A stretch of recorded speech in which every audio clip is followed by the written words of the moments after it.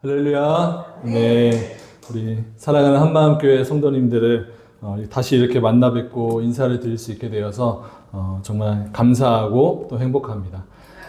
너무나 부족하고 또 자격이 없는 자인데 또 이렇게 불러주셔서 말씀을 전할 수 있도록 기회를 주시고 또 늘 귀한 사랑으로 이렇게 섬겨주시는 이면필 목사님과 또 우리 한마음교회 성도님들께 다시 한번 마음 깊이 감사의 말씀을 드립니다.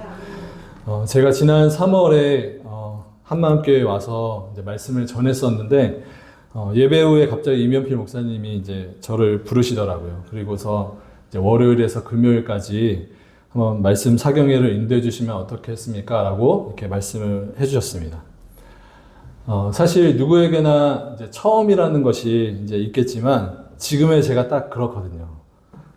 담임 목회를 이제 시작한 지 이제 1년 반이 이제 조금 이제 넘었고, 아직 제가 뭐 어떠한 주제를 가지고 또 며칠간 말씀을 전하는 이런 사경회를 제가 인도해 본 경험이 없기 때문에, 제 스스로가 이것을 잘 감당할 수 있을까라는 그런 확신이 제 안에 서지가 않았습니다.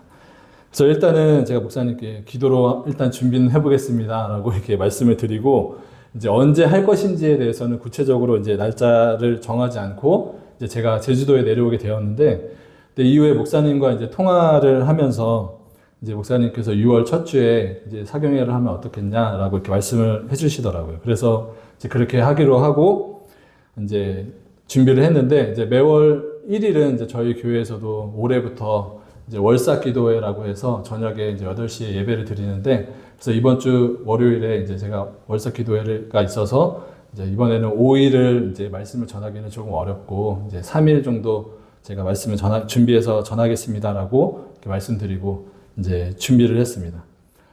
근데 그때부터였습니다.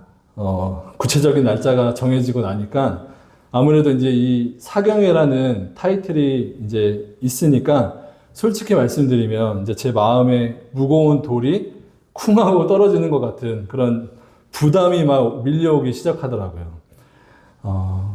우리 사랑하는 한마음교회 성도님들께 제가 어떤 말씀을 전해야 될까, 어떤 주제를 가지고 말씀을 전해야 될까, 이런 것부터 시작해서 과연 내가 이것을 잘 감당할 수 있을까라는 그런 생각이 막 제 안에 앞서기 시작하니까 두려움이라는 것이 막 밀려오기 시작했습니다. 정말 어디서부터 제가 시작해야 될지 감도 잡히지가 않더라고요. 어디에서부터 해야 되나. 근데 사실 제가 매번 이제 느끼는 거지만 이 사역이라는 것도 그렇고 또 우리가 믿음으로 살아가는 모든 순간이 내 능력이 아니라 하나님을 의지해야만 하는 거잖아요. 그게 이제 신앙이잖아요. 그게 신앙이요. 그래서 왜 나에게 지금 이런 두려움이 찾아왔을까라는 것을 제가 돌아보니까 이유가 너무나도 분명하더라고요.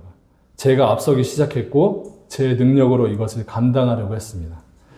더구나 하나님의 말씀을 전하는 자리에서는 이제 더더욱 겸손히 하나님을 의지해서 이제 하나님이 주시는 말씀을 그냥 담대히 전하고 선포하고 영광 올려드리면 되는 건데, 자꾸 사람에게 이제 어떻게 보일지를 제가 의식하고 또 사람에게 칭찬받으려고 하고 사람에게 내가 어떠한 평가를 받을까라는 것을 자꾸 생각하게 되니까 거기에서 두려움이 막 찾아오더라고요. 당연히 성도님들은 저를 그렇게 생각하지 않으실 텐데 그냥 괜히 저 혼자 그냥 그랬던 것 같아요. 그런 생각을 가졌던 것 같아요. 제가 성도님들께 잘 보이고 싶은 마음이 있었나 봐요. 네. 여러분, 우리가 믿음 생활할 때 때때로 우리의 연약함으로 인해서 이제 두려움이라는 것이 찾아올 때가 있습니다. 근데 그때마다 그 두려움의 근원이 어디서부터 시작되었는지, 왜 지금 나에게 두려움이 찾아오는지를 그 원인을 잘 파악하셔야 돼요. 분명한 것은 두려움은 내가 지금 하나님을 의지하지 않고 있다라는 분명한 사인이 된다는 겁니다. 내가 하나님을 의지하지 않는다. 왜냐하면 성경은 이렇게 말씀해요. 우리가 잘 아는 말씀인데 사랑 안에 두려움이 없고 온전한 사랑은 두려움을 내쫓나니 이렇게 말씀하고 있기 때문이죠. 우리가 하나님의 사랑 안에 온전히 거하면 우리 안에 두려움이 사라지는 줄로 믿습니다. 왜냐하면 그 모든 두려움을 내어쫓는 완전하신 하나님의 사랑으로 말미암아 우리 안에 평안이라는 것이 주어지기 때문입니다. 그래서 두려움이 아니라 오히려 주님 안에 내가 온전히 거했을 때 하나님이 나에게 주시는 그 담대함의 은혜라는 것이 있게 되는 겁니다. 저는 다행히도 제 안에 생긴 그 두려움의 원인이 무엇인지를 바로 깨달을 수 있었습니다. 그래서 바로 하나님 앞에 엎드려서 기도했죠. 하나님, 제 능력으로 할 수 없습니다. 저는 못합니다. 부족한 저를 하나님이 세우셨으니까 하나님, 제가 사람 의지하지 않고 사람 바라보지 않고 오직 주님이 주신 말씀만 담대하게 전하고 하나님께 영광 올려드릴 수 있도록 인도해 주세요라고 기도했습니다. 그렇게 하나님께 맡겼더니 그제서야 제 마음에 평안이라는 것이 오더라고요. 그제서야. 그래서 주님이 주시는 평안을 품고 그저 평소와 똑같이 그냥 하나님만 의지하는 가운데 그냥 말씀이라는 본질에 집중하자라는 그런 생각으로 이 사경회를 제가 준비했습니다. 오직 이 사경회 가운데 이제 주의 진리의 말씀만이 선포되고 오직 주님만 홀로 영광 받으시며 주께서 베풀어 주시는 그 능력과 은혜로 충만한 우리의 심령이 되길 예수님의 이름으로 축원합니다. 제가 어떠한 주제로 말씀을 전할까 이제 고민하는 중에 성경에서 가르치는 가장 중요한 말씀이 무엇일까라는 생각이 들었어요. 우리가 알듯이 성경은 창세기에서부터 요한계시록까지 총 66권으로 이루어졌는데, 근데 이 66권의 메시지를 딱 축약해서 딱 두 가지의 메시지로 요약한다면 이것과 이것이라고 말할 수 있습니다. 뭘까요? 성경을 딱 축약해서 메시지를 딱 짜내면 두 가지가 딱 나와요. 하나님 사랑과 뭐예요? 이웃 사랑이 나오는 거죠. 하나님 사랑과 이웃 사랑. 그러니까 결국에 하나님이 우리에게 성경이라는 것을 주셔서 하나님의 말씀을 주셔서 궁극적으로 우리에게 가르쳐 주시려고 하시는 것이 뭐냐? 하나님을 사랑하고 이웃을 사랑하라는 거예요.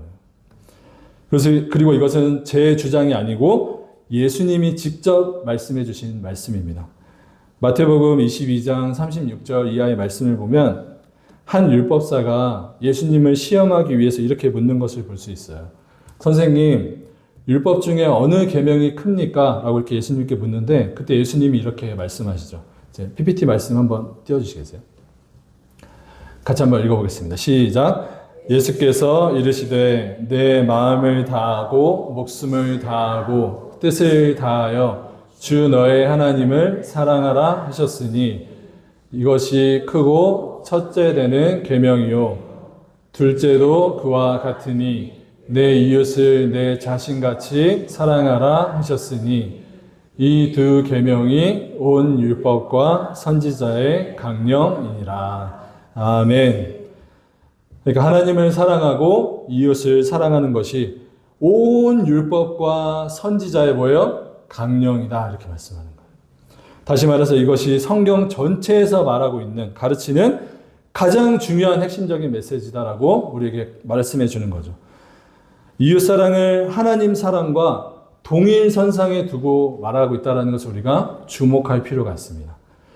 그리고 이 하나님 사랑과 이웃 사랑에 대한 가르침은 우리가 구약 성경에서도 이제 볼 수가 있는데 대표적으로 십계명에 대한 그 말씀을 통해서도 우리가 그것을 분명히 확인할 수 있습니다.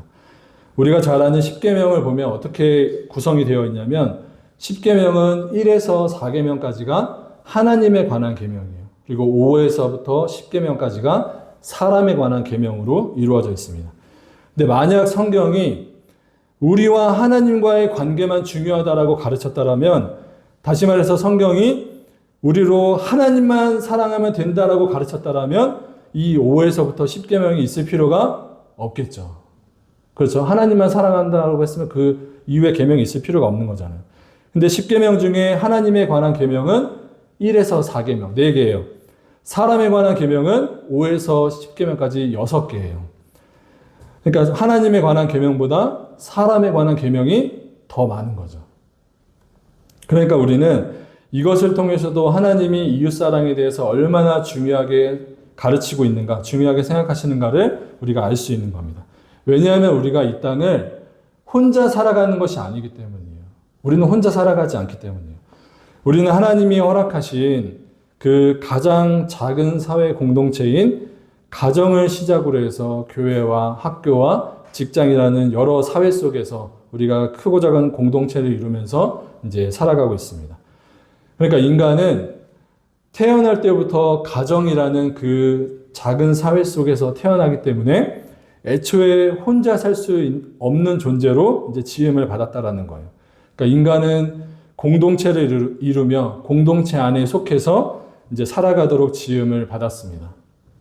그 근거로 이제 태초의 아담은 분명 혼자 지음을 받았지만 그가 에덴 동산에 처음으로 혼자 지음을 받았다고 해서 혼자 살아가도록 그가 지음을 받은 것이냐? 그렇지 않은 거예요.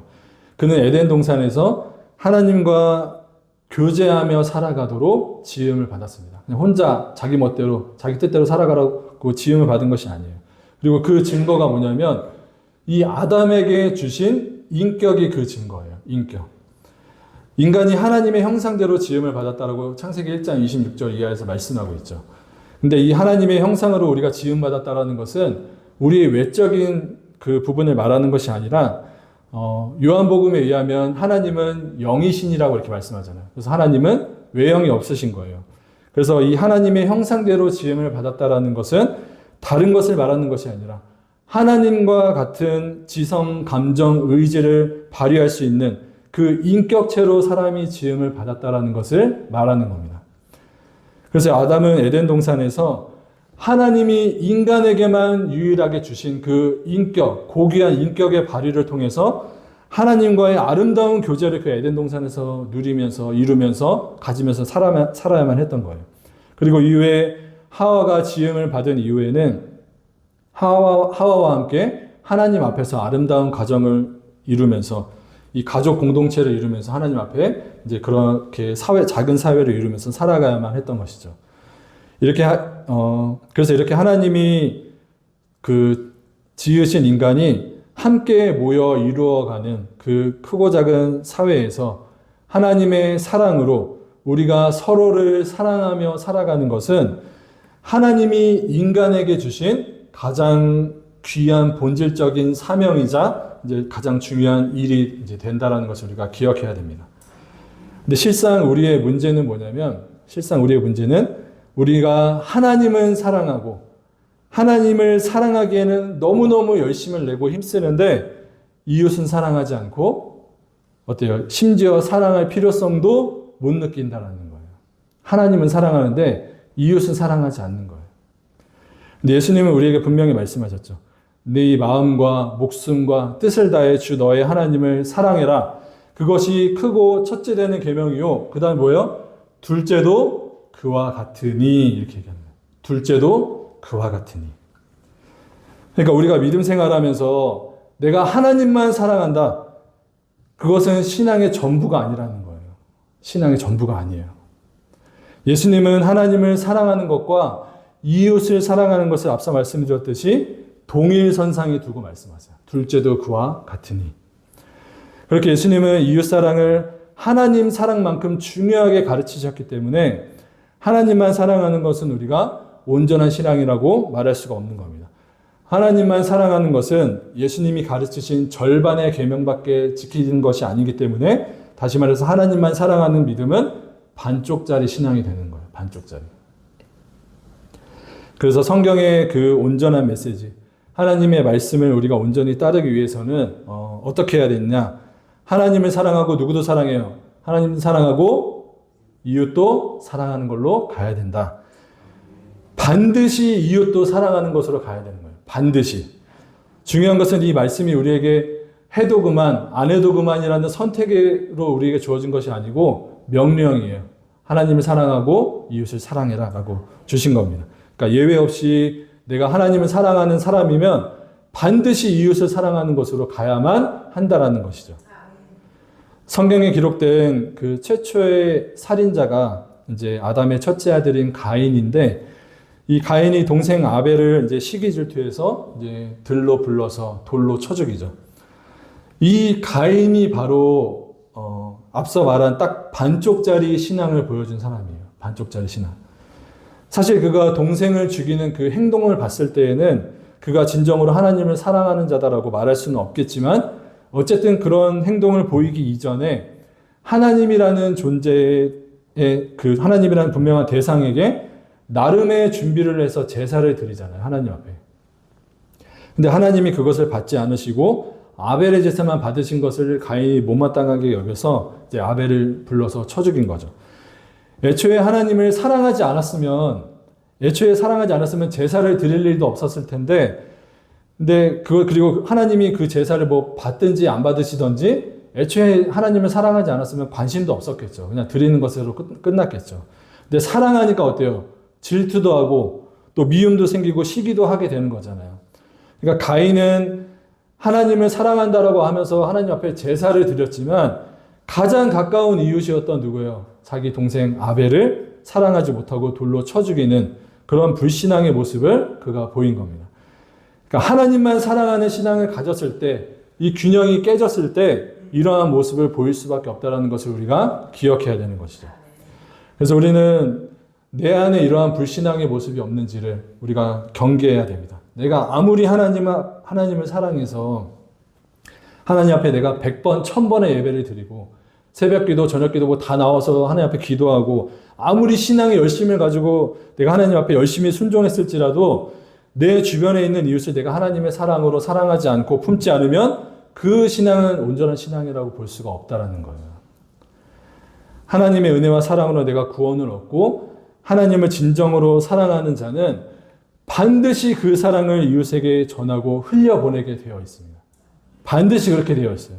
왜냐하면 예수님도 말씀하셨듯이 성경이 그것을 가르치고 있기 때문이에요. 성경이. 그래서 내가 하나님을 사랑하고 내가 하나님을 믿는데 내 안에 이웃에 대한 사랑이 없다. 하나님의 사랑이 언제까지나 내 안에만 머물러 있고 고여 있다라면 그 사랑이 이웃에게 흘러가지 않는다라면 우리는 우리의 믿음을 거기서 돌아볼 수 있어야 되고 점검할 수 있어야 돼요. 사실 우리가 살아가면서 겪게 되는 가장 많은 문제들, 크고 가장 큰 그 부분을 차지하는 문제가 바로 사람과 사람 사이에서 오는 문제가 되겠죠. 그런 말도 있잖아요. 사람을 상대하는 일이 제일 힘들다 이런 말도 있잖아요. 사람 상대하는 일이. 10길 물속은 알아도 뭐요? 한 길 사람 속은 모른다 이런 말도 있잖아요. 모든 사람에게는 다 각자 자기만의 기준과 생각이 있고 그것이 또 다 각자가 다르기 때문에 우리는 서로의 관계에서 오는 부딪힘이라는 것이 인간 관계에서는 있을 수밖에 없습니다. 부딪힘이 있을 수밖에 없어요. 그래서 아무리 내가 목숨을 내어줄 만큼 사랑하는 사람이라도 심지어 내 몸에서 나온 내 핏줄이라도 때로는 원수같이 느껴지는 것이 누구예요? 내 가족이고 내 친구고 내 이웃이잖아요. 원수를 외나무다리에서 만나는 것이 아니고 어디서 만나요? 집에서 만나잖아요. 집에서. 원수를. 그래서 우리는 성경이 가르치는 이 이웃사랑에 대해서 내가 어떻게 이웃을 사랑하며 나아가야 되는지에 대해서 내가 가진 내 기준이 아니고 성경은 어떻게 얘기하고 있는가를 우리가 배워야만 하는 겁니다. 여러분 이웃사랑을 우리가 왜 그러면 배워야만 하냐면 이것은 내 의지와 내 열심으로 절대로 할 수 없는 것이기 때문이에요. 절대로 할 수 없어요. 그리고 이것은 비단 이웃사랑뿐만 아니라 우리가 신앙을 가지며 살아가는 모든 그런 생활 가운데 동일하게 적용되는 건데 예를 들어 우리가 교회 안에서 뭐 봉사를 하든 아니면 여러 가지 모양으로 이제 섬기든 이 신앙의 일이라는 것은 내 열심과 의지로 하면 언젠가는 반드시 지칠 수밖에 없습니다. 언젠가는. 왜냐하면 내 열심과 의지로 시작한 것은 어때요? 남들이 인정해주지 않거나 알아주지 않으면 마음이 어때요? 서운함이 자꾸 들겠죠. 서운함. 나는 왜 이렇게까지 하는데 저 사람은 왜 저렇게까지 안 하지? 나처럼 이렇게까지 헌신하지 않지? 자꾸 머릿속으로 다른 사람을 판단하고 정죄하는 것으로 가게 돼요. 그래서 결국에는 다른 사람을 내가 마음으로 계속 정죄하다가 스스로가 시험에 빠지는 결과를 얻게 됩니다. 스스로 시험에 빠지는 거예요. 그래서 결국에는 뭐예요? 내 열심과 내 의지로 하는 모든 신앙의 일은 결국에는 내 열심으로 하면 그것을 내가 왜 했나? 내가 이럴 거면 내가 왜 이렇게까지 했나라는 그런 마음이 들게 되는 겁니다. 분명히 그 시작, 명분은 내가 하나님의 영광을 위해서 한다라고는 하지만 내 열심과 의지가 여기에 들어갔기 때문에 자꾸 그러한 마음, 서운한 마음, 남을 정죄하고 판단하는 마음들이 자꾸 내 안에 생기는 거예요. 그래서 여러분 잘 기억하셔야 돼요. 신앙의 일은 내 의지와 열심으로 하는 것이 아니다라는 겁니다. 그러면 어떻게 해야 되느냐? 신앙의 일은 단 하나의 이유밖에 없어요. 딱 하나의 이유밖에 없어요. 뭐냐? 바로 하나님을 진정으로 내가 사랑하는 마음으로 해야 된다는 겁니다. 하나님을 사랑하는 마음. 그것이 전부여야만 하는 거예요. 전부여야만. 오직 사랑만이 우리를 진정으로 마음으로부터 하나님의 뜻 가운데 순종하게 하고 감사로 그 모든 일들을 감당하게 하는 가장 강력하고도 유일한 동기가 되는 줄로 믿습니다. 우리가 사랑하는 사람을 대할 때 어때요? 우리가 사랑하는 사람 대할 때 대가를 바라지 않잖아요. 그냥 주는 것만 해도 너무 행복한 거잖아요. 그냥 그 사람이 너무 좋으니까 그 사람이 기뻐하는 일을 자꾸자꾸 해주려고 하는 거잖아요. 그래서 저와 여러분이 사랑하는 배우자와 결혼하신 거잖아요. 저만 그런가요? 누가 시켜서가 아니라 누가 알아줘서가 아니라 그냥 정말 그 사람을 사랑하기 때문에 그렇게 그 사람이 기뻐하는 일을 하고 싶은 마음이 이제 드는 겁니다. 마찬가지로 내가 하나님을 진정으로 마음으로 사랑하면 내 열심을 근거로가 아니라 그냥 감사함으로 하나님이 기뻐하시는 일을 행하게 되는 거예요. 억지로가 아니라 정말 내 마음에 우러나는 큰 기쁨과 감사로 그 모든 것을 감당하는 겁니다. 하나님을 위해서 하는 거기 때문에 남이 알아주고 말고는 전혀 중요하지 않은 거예요. 전혀 중요하지 않아요. 그저 하나님의 뜻을 이루기 위해서 내가 받은 하나님의 사랑을 이웃에게 흘려보내는 모습을 보이게 되는 겁니다. 하나님은 나를 사랑하시되 나에게 주신 그 사랑이 나를 통해 다른 이에게 흘러가기를 원하세요. 하나님이 나에게 주신 사랑이 나 안에 머무는 것이 아니고 흘러가길 원하세요. 그래서 복음 전파의 궁극적인 이유도 여기에 있습니다. 가장 큰 이웃사랑은 뭘까요, 여러분? 가장 큰 이웃사랑. 내가 뭐 돈이 수억 있어서 그것을 불우이웃에게 돕는 게 가장 큰 사랑인가? 그렇지 않아요. 가장 큰 사랑은 복음을 전하는 거예요. 복음을 전하는 거. 이웃에게 복음을 전하는 거. 왜냐하면 이것이 생명과 관련된 일이기 때문에 그렇습니다. 생명과. 생명을 살리는 것보다 더 중요한 일이 어디에 있겠어요? 그렇잖아요. 제일 중요한 일이죠. 그래서 우리는 하나님이 나에게 맡겨주신 이 이웃사랑의 사명을 통해서 주께서 나를 통해 영혼을 살리는 그 사역을 하신다는 것을 우리가 기억하고 이것을 우리는 다만 큰 기쁨과 감사로 이제 온전히 감당하는 것으로 우리가 가야만 하는 겁니다. 그리스도인이라면 누구에게나 이제 이웃사랑에 대한 그 사명이 주어지기 때문에 혹 누군가가 하나님을 믿고 내가 믿음 생활 한다라고 하면서 나는 뭐 다른 사람이야 뭐 어쨌든지 어떻게 되든지 말든지 그냥 나는 나 혼자만 믿음 생활 잘하면 돼 라고 이렇게 말하는 사람이 있다라면 그분은 하나님에 대해서 성경에 대해서 정말 크게 오해하고 있는 사람이 되는 거예요. 하나님은 절대로 그렇게 가르치신 적이 없습니다. 우리가 살아가고 있는 이 시대, 오늘날 이 시대는 이 현대사회는 점점 더 개인주의적인 그런 현상이 강하게 나타나고 있죠. 그러한 사상이 이 사회 가운데 점점 더 팽배해지고 있어요. 그래서 TV도 나 혼자 산다라는 프로그램이 뭐 아직까지 이렇게 유행하고 있고 혼밥, 뭐 술 드시는 분은 없겠지만 혼술이라는 말도 나오고 다 혼자만 하는 것, 그런 사회적인 현상이 일어나고 있죠. 근데 이 세상은 원래 뭐 그렇게 이기적이고 자기밖에 모른다, 쟤 때문에 그렇게 모른다고 하지만 문제는 이 현상이 어디로 들어왔어요? 교회로도 들어오기 시작한다는 거예요. 교회로도. 이 세상의 그 개인주의적인 가치관이 어느덧 교회 안에도 들어와서 신앙생활도 어떻게 해요? 철저하게 개인주의적으로 합니다. 철저하게 개인주의. 자기 혼자만 믿음 생활하는 거예요. 교회의 필요성에 대해서 전혀 알지 못하고 교회에 다니는 성도들도 누가 그냥 교회 오든지 말든지 신경 써요, 안 써요? 안 쓰는 거예요. 누가 교회 오더라도 그냥 알아서 예배드리고 가겠지. 신경 쓰지 않아요. 아니, 내 믿음 지키기도 바쁜데 나 혼자 하나님 잘 믿기도 바쁜데 내가 지금 누구를 신경을 써? 이런 생각이 기본적으로 다 있는 거예요. 근데도 무슨 내가 나 혼자 믿음 생활, 내 믿음 지키기도 바쁜데 무슨 이웃을 사랑하고 말고 이렇게 하냐는 거죠. 다른 사람은 신경 쓸 여력도 없고 마음의 여유도 없는 겁니다. 마음의 여유도 없어요. 그래서 더더욱 규모가 큰 교회에 사람들이 몰리고 있죠. 그곳에서는 서로 간에 관계를 맺지 않아도 되고 그냥 누가 옆에서 예배를 드리든지 말든지 신경을 쓰지 않기 때문이에요. 그러니까 편안하죠. 근데 그 편안함이 성경적인지를 우리는 따져볼 수 있어야 되는 거예요. 그 편안함이. 더더군다나 이제 코로나 시대를 우리가 지나오면서 요즘은 혼자 믿음 생활하기에 너무나도 최적화된 그런 시대를 우리가 살아가고 있잖아요. 얼마나 좋은 세상이에요. 말씀의 홍수 시대 가운데 우리가 살고 있다라고 하잖아요.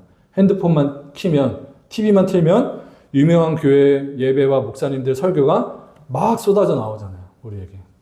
언제든지 설교를 들을 수 있잖아요. 코로나와 함께 이 온라인 예배가 아주 급속도로 발전을 해서 이제는 언제 어디서든 이제 시간에 구애받지 않고 그냥 내가 어디 교회에서 굳이 속해서 믿음 생활을 하지 않을지라도 내가 좋아하는 목사님, 내가 좋아하는 예배, 내가 골라서 선택해서 예배를 드릴 수 있는 그런 시대가 왔습니다.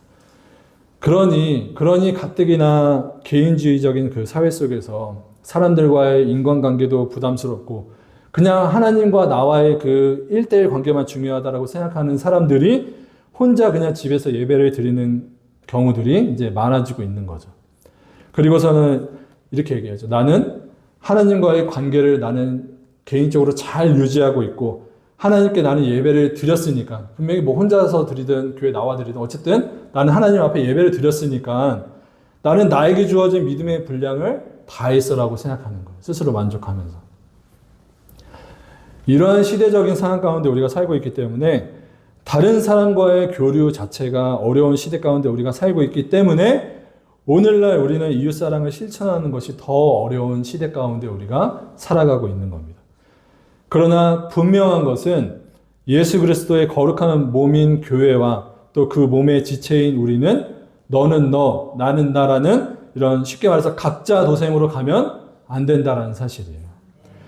하나님의 뜻은 주님의 사랑이 우리를 통해서 우리의 연합을 통해서 우리의 공동체를 통해서 이웃에게 흘러가는 것에 있기 때문에 그렇습니다.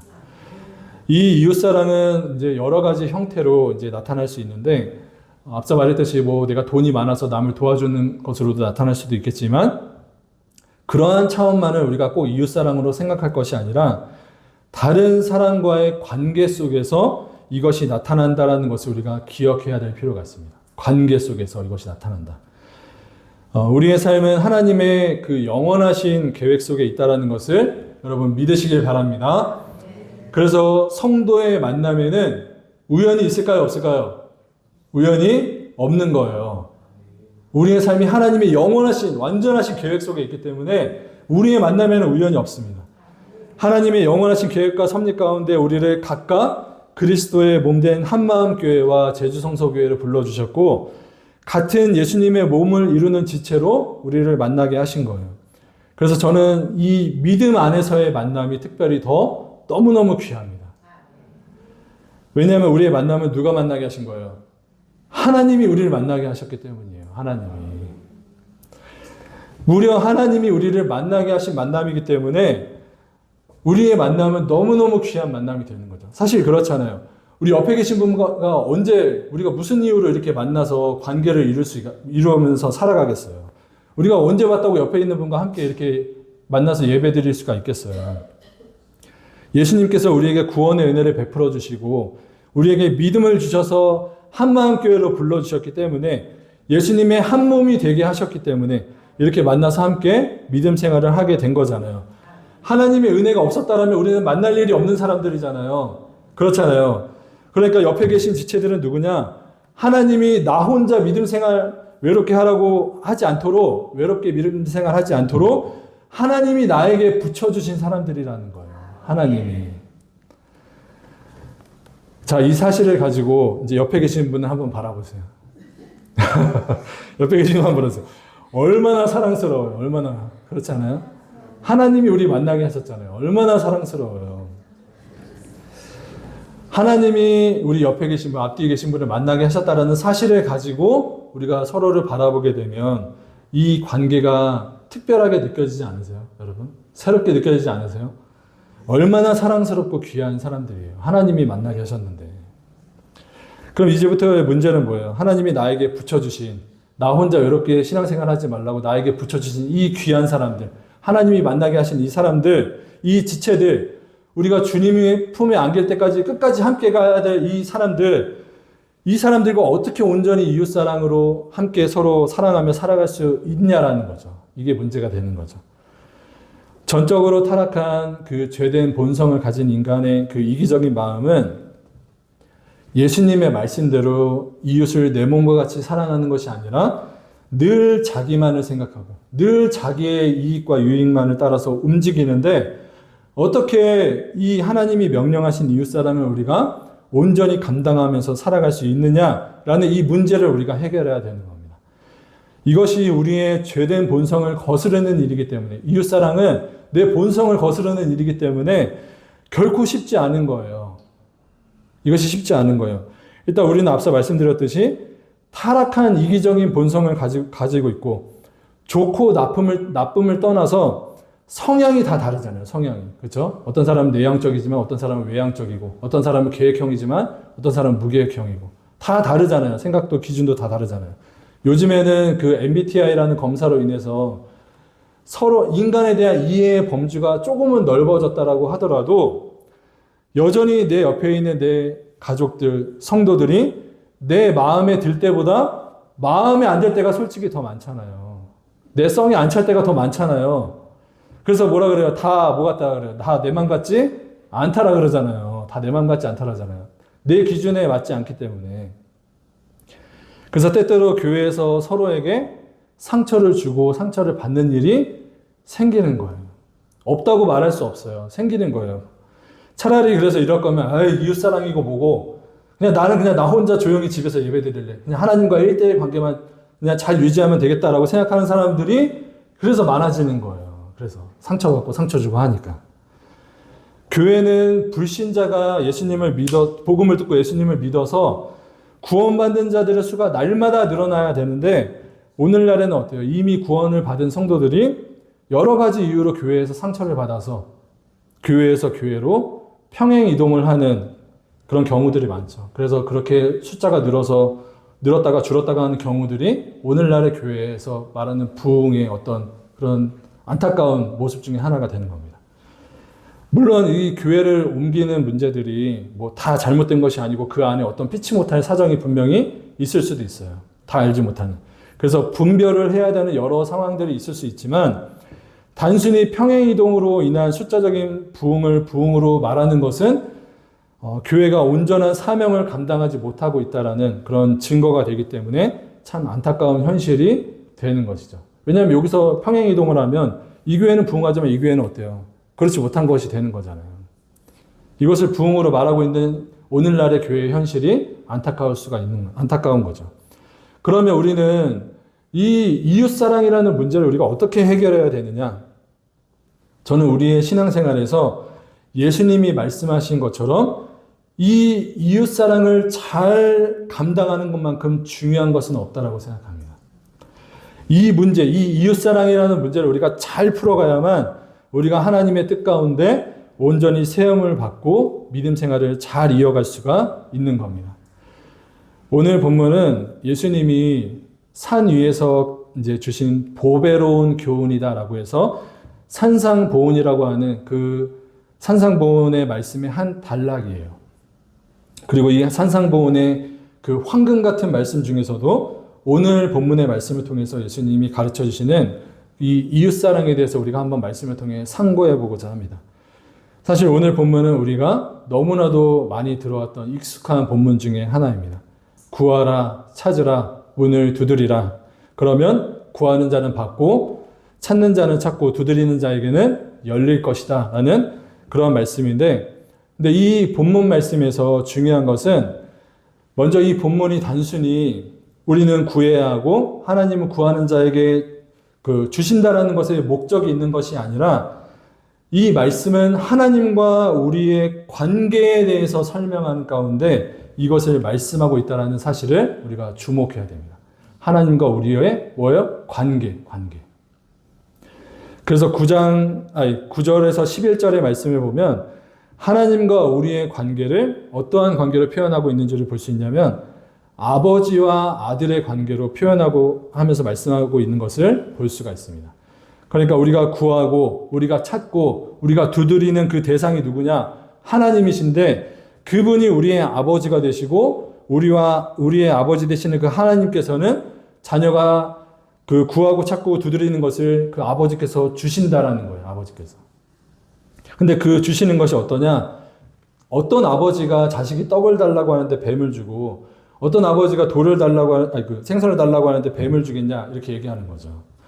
그러니까 아버지는 자식이 구하고자 하는 것을, 부모는 자식이 구하고자 하는 그 필요를 다 알기 때문에, 그래서 심지어 악한 자라도 자녀에게 좋은 것으로 줄 줄 아는데 하물며 하늘에 계신 너희 아버지 되시는 하나님이 너희의 구하는 것을 좋은 것으로 주지 않으시겠느냐라고 말씀하는 거예요.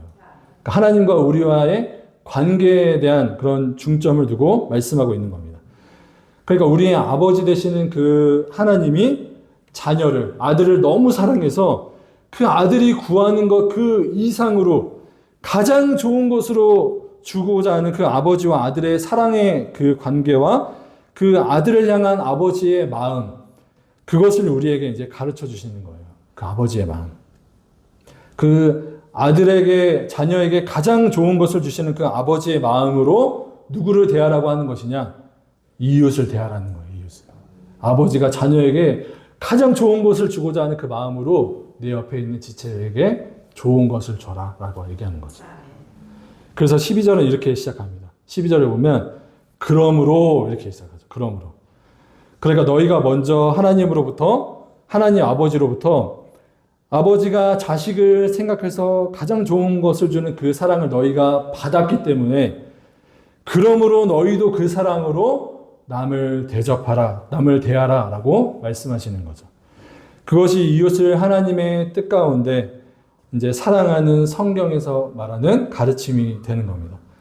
우리에게 내 안에 없는 것을 주라고 하시는 것이 아니라 하나님 아버지가 우리에게 주신 그 사랑을 우리에게 주셨기 때문에 너희가 받은 그 아버지의 사랑을 이웃에게 주라는 거예요. 없는 것을 주라는 것이 아니고 받은 것을 주라는 겁니다. 특별히 이 12절의 말씀은 학자들에게 황금률이라고 불리는 말씀입니다. 황금률이라 그래요. 그리고 왜 그런지 모르겠지만 저는 수많은 그 성경 말씀 중에서도 저는 개인적으로 이 말씀이 늘 제 안에 어떤 한 기준으로 아예 뿌리가 박혀 있습니다. 이 말씀을 묵상하면 묵상할수록 이 말씀을 하신 예수님의 가르침이 정말 놀랍더라고요. 얼마나 놀라운지 몰라요. 왜 학자들이 이 말씀을 가지고 황금률이라고 불렀는지를 이제 조금은 알 것 같습니다. 분명히 제가 가진 그 변덕스러운 제 기준으로, 제 사랑으로는 제가 분명히 이웃을 온전히 사랑할 수 없지만 이 말씀을 기준으로 제가 이웃을 바라보면, 말씀의 관점으로 이웃을 바라보면 이 말씀의 능력이 저를 붙들어서 하나님의 사랑으로 이웃을 사랑할 수 있도록 저를 낮추시고 저로 하여금 양보하게 하시고 저로 하여금 남을 섬기게 하는 것을 제가 이제 경험을 했습니다. 일단 놀라운 것은 이 말씀의 기준이 어디에 있는지를 우리가 다시 한번 12절의 말씀을 보면 알 수 있는데, 이 말씀의 기준이 어디에 있어요? 이 말씀의 기준이 우리에게 있어요. 우리에게. 예수님이 기준을 예수님에게 두신 것이 아니고 우리 각자에게 두신 거예요. 우리 각자에게 두고 생각하게 하시는 거예요. 그래서 뭐라고 하시냐면 그러므로 무엇이든지 남에게 대접을 받고자 하는 대로 너희도 남을 대접하라, 이렇게 말씀하시죠. 그러니까 예수님의 말씀은 남에게 대접을 받고자 하는 그 기준을 우리 각자에게 주시고 그것을 생각하게 하시는 거예요. 남에게 대접을 받고자 하는 그 기준. 그러면 우리가 남에게 대접을 받고자 하는 그 수준에 대해서 우리가 한번 생각해 볼 필요가 있는 거죠. 우리가 남에게 대접을 받고자 하는 기준. 여러분에게 한번 물어볼게요. 여러분 중에 어디 가서 나는 푸대접을 받아도 된다. 어디 가서 나는 막 하대 받아도 돼. 이렇게 생각하시는 분 있으세요, 혹시? 나는 어디 가도 나 푸대접 해도 돼. 나는 누가 막 나 하대해도 돼. 이렇게 생각하시는 분 있으세요? 당연히 없겠죠. 그죠? 사실 우리가 어디 갔는데, 우리가 대접을 제대로 못 받으면 그것만큼 우리에게 기분 나쁜 일이 없잖아요. 대접 못 받으면 그것만큼 기분 나쁜 일이 없잖아요. 내가 존중을 받지 못했다는 생각 때문에 끊임없이 우리 안에 미움이 일어나잖아요. 근데 예수님은 남을 대접해야 하는 그 대접의 기준과 그 수준을 나에게 두신 거예요. 나에게. 그러니까 참 기가 막힌 말씀이 되는 거죠. 이 말씀을 묵상하면 정말 기가 막히죠. 앞서 말씀드렸듯이 사실 우리를 냉정하게 보면 우리만큼 이기적인 사람이 없잖아요. 그래서 우리는 언제 어느 곳을 가든 누구를 만나든 최고의 대우, 최고의 VIP 대접을 받기를 원하잖아요. 우리 마음이 그렇잖아요. 어디서든 인정받고 싶고 누가 나를 최고로 대접해주면 좋겠다는 그 최고의 기준이라는 것이 우리의 우리의 마음의 양심으로 있는데, 근데 예수님이 뭐라고 하시는 거냐면 네가 바라는 그 기준, 네가 대접을 받고자 하는 그 기준, 다른 사람이 나에게 이렇게 해줬으면 좋겠다고 하는 그 기준, 그것을 마치 아버지가 아들에게, 자식에게 최고의 것을 주고자 하는 그 마음으로 남에게 해주라는 거예요. 그것을. 네가 받고자 하는 그 최고의 대접을 남에게 해주라는 거예요. 아버지가 자식에게 좋은 것을 주는 마음으로. 그러니까 여러분, 이것이 얼마나 놀라운 말씀이에요. 얼마나 우리 양심을 찌르는 말씀이 되는 거냐는 거죠. 만약 내가 받고자 하는 내 안에 있는 그 최고의 수준으로 그것을 정말 내 양심껏 정말 내가 받고자 하는 그 최고의 수준을 하나도 감하지 않고 하나도 빼지 않고 내가 그대로 남을 대접한다면 어떤 일이 벌어질까요, 여러분? 그럼 어떤 일이 벌어질까요? 우리가 얼마나 상대방을 위하겠어요. 그렇잖아요. 내가 그렇게 받고 싶어 하잖아요. 남이 나를 위해줬으면 좋겠잖아요. 그럼 남을 내가 받고자 하는 대로 대접하면 얼마나 남을 위해주겠어요. 얼마나 상대방을 존중해주겠어요. 얼마나 상대에게 겸손히 행할 수 있는 근거가 있냐라는 거죠. 말 한마디 하는 것도 얼마나 조심스럽게 말하겠어요. 우리가 다 그것을 원하잖아요. 우리가 다. 근데 이게 뭐냐? 이게 바로 예수님은 율법이고 선지자라는 거예요. 율법이고 선지자. 이게 다시 무슨 말이냐? 성경에서 말하는 율법과 선지자는 성경을 의미해요. 성경에서 말하는 궁극적인 이웃사랑에 대한 가르침이 뭐냐? 네가 대접을 받고자 하는 대로 남을 대접하라는 거예요. 근데 이게 아버지가 아들을 사랑하는 마음으로 하는 것처럼 하라는 거죠. 그럴 때 그런 사람을 통해 하나님은 영광을 받으시고 하나님의 사랑이 그런 사람을 통해서 이웃에게 흘러간다는 겁니다. 우리가 주님이 세우신 이 교회 공동체 안에서 목사와 성도가 서로를 이렇게 대접을 받고자 하는 대로 서로에게 대접하고, 성도와 성도 간의 교제가 서로에게 대접을 받고자 하는 대로 이렇게 이루어진다라고 한번 생각해 보세요. 누군가와의 관계에서 저 사람이 정말 나한테 이렇게 해줬으면 좋겠다. 나를 이렇게 좀 배려해주고 나를 이렇게 좀 섬겨줬으면 좋겠다라는 그런 기준을 남에게만 바라지 말고 먼저 해주라는 거예요. 먼저. 여러분이 여러분 자녀에게 대가를 바라고 해주지 않잖아요. 자녀에게 그냥 주시잖아요. 그 아버지가 아들을 사랑하는 마음으로 그것을 내가 받고자 하는 것이 아니고 먼저 해주라는 거예요. 근데 앞서 말씀드렸지만 이 수준이라는 것이, 그 대접이라는 것이 그냥 대충 상대가 그래 내가 이렇게 좀 맞춰줄게 이 정도 수준을 말하는 것이 아니에요. 그 기준이 누구에게 있어요? 나에게 있잖아요. 나에게. 그러니까 이 말씀이 그래서 정말 기가 막힌 거예요. 그냥 대충 상대만 맞춰줄게 이 정도 수준이 아니고 내가 받고자 하는 최고 수준의 대접이니까 그 기준이 얼마나 높겠어요. 내가 받고자 하는 건데. 그러니까 내가 받고자 하는 그것을 그대로 이웃에게 적용하면 상대에게 얼마나 잘할 수밖에 없냐는 거죠. 서로에게. 얼마나 상대를 이해하고 존중해 주겠냐는 거죠. 그러니까 그렇게 서로를 예수님은 대해야 하는 것이 이웃사랑이다라고 말씀해 주는 겁니다. 그리고 우리가 이렇게 할 수 있는 그 근거는 어디에 있느냐? 바로 하나님께 있습니다. 하나님은 우리에게 요구하실 때 그냥 요구하시는 법이 없어요. 우리에게 하나님이 어떤 것을 요구하시는 것은 기본적으로 하나님이 우리에게 다 먼저 해주셨기 때문에 이것을 하라고 요구하시는 겁니다. 그래서 예를 들어서 내가 거룩하니 너희도 거룩하라 라고 말씀하셨으면 거룩할 수 없는 자에게 거룩을 요구하시는 것이 아니고 거룩할 수 있는 위치에 두셨기 때문에, 그것을 충분히 감당할 수 있는 위치에 두셨기 때문에 거룩을 요구하시는 거예요.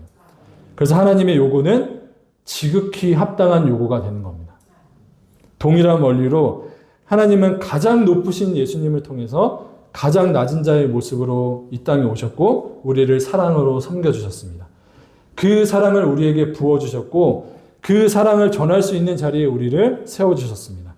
그래서 우리는 하나님이 주신 그 사명을 붙들고 그 사랑을 이웃에게 흘려보내며 이웃을 사랑하는 것에 우리는 마땅히 힘써야 되는 겁니다. 만물보다 심히 부패한 것이 사람의 마음이라고 성경은 말씀합니다.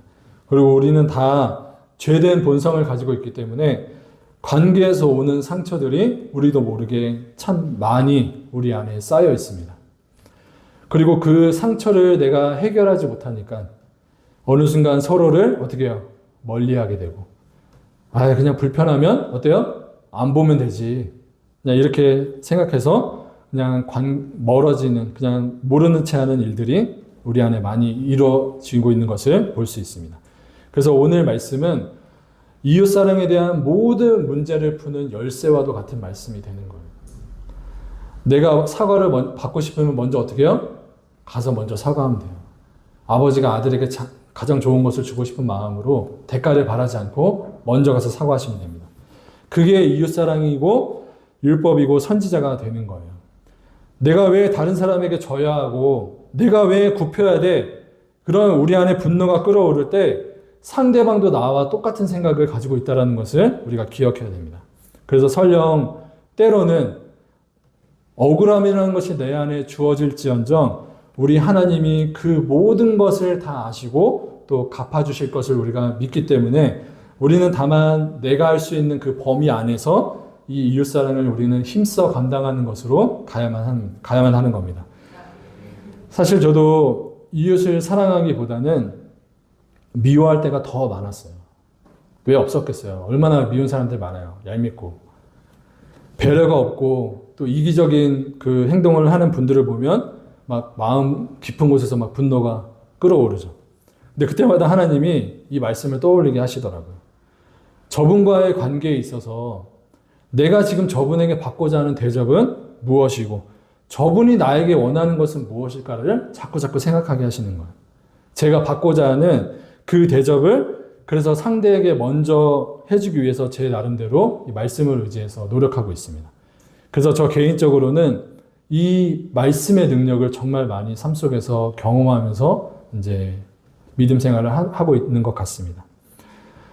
여러분 어떤 대접을 받고 싶으세요? 어떤 대접을 받고 싶으세요? 하나님이 나를 위해 붙여주신 이 귀한 한마음교회 지체들에게 그리고 내 주변에 있는 모든 이웃들에게 내가 받고자 하는 그 최고의 대접, 아비가 자식에게 좋은 것을 주고자 하는 그 마음으로 먼저 서로에게 대접하는 귀한 믿음의 역사가 있길 예수님의 이름으로 축복합니다. 그것이 하나님이 우리에게 가르쳐 주신 하나님을 사랑하는 자가 마땅히 순종해야 하는 그런 이웃사랑의 실제입니다. 그 이웃사랑을 통해서 주께서 영혼을 살려주시고 예수의 생명이 전해지는 귀한 믿음의 통로로 사용하실 줄로 믿습니다. 그래서 간절히 바라옵기는 우리 사랑하는 한마음교회와 제주성서교회가 우리가 받은 하나님의 크신 사랑을 우리의 이웃과 지역사회에 아름답게 흘려보내서 이 경기도 양주와 제주 애월에 하나님의 귀한 믿음과 생명의 역사가 충만하게 임하기를 예수님의 이름으로 축원합니다.